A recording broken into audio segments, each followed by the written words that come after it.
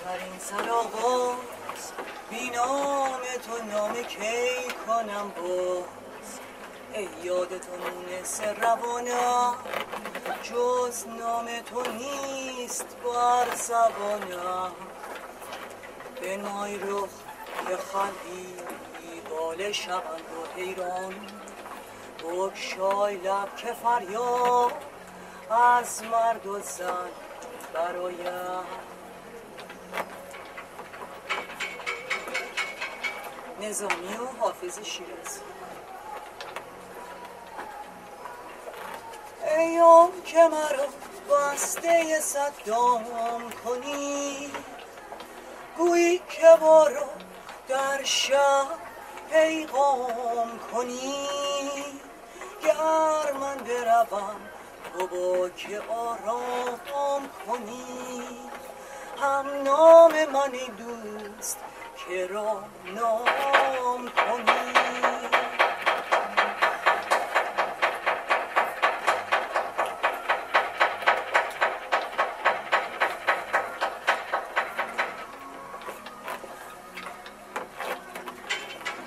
حسن تو همیشه در فزون با رویم همه سال لالگون با اندر سر ما خیال عشق هر روز که با در فزون با هر صرف که در چمن در رویم در خدمت قامتت نگون با چشمی که نفتنه تو باشد چون گوهر عشق غرق خون با چشم تو ز بحر دل ربایی در کردن سحر زوفانون با هر جا که دلیست در غم تو بی صبر و قرار و بی سکون با قد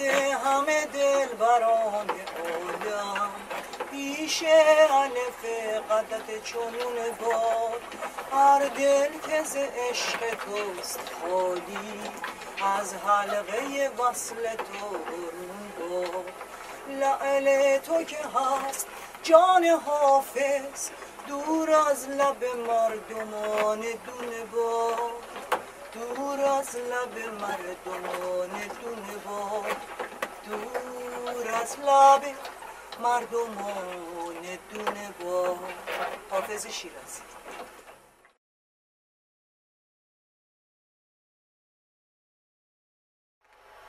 This week, the Iranian President Mahmoud Ahmadinejad was in New York. He was given a platform at the United Nations and also at Columbia University.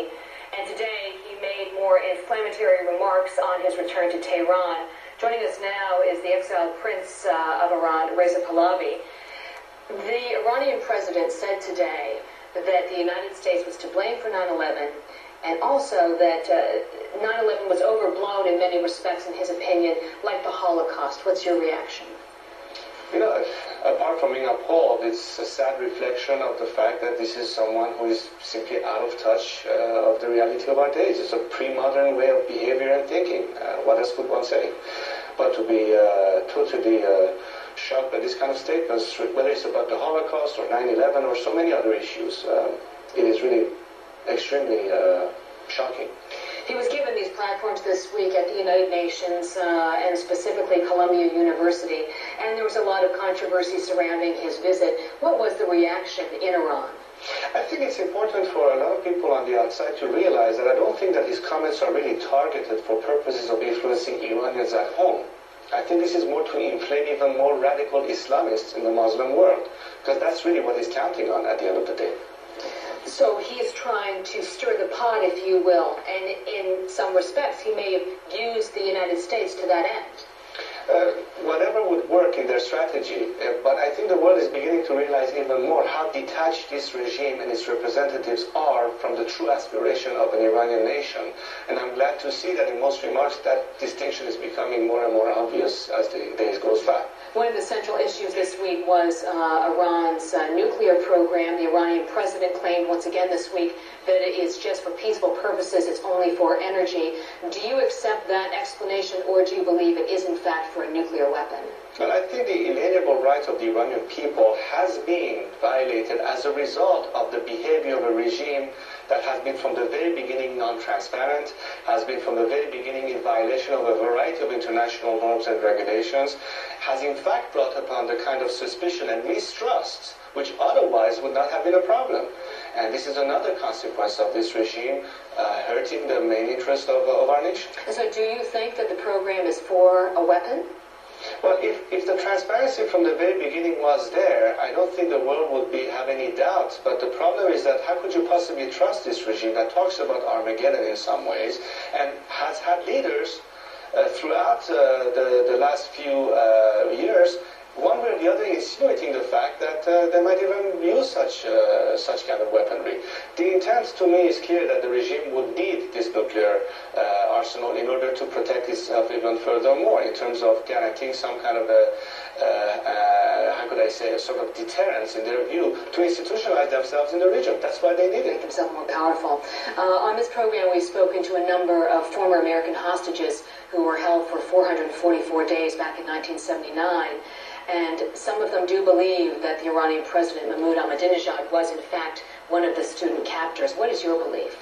Well, I don't have the facts one way or the other that would prove that. But again, one should not be surprised that the kind of elements we're dealing with today in Iran are all results of a regime that is by nature a terrorist regime, that takes hostages, that wants to wipe out another country from the world map.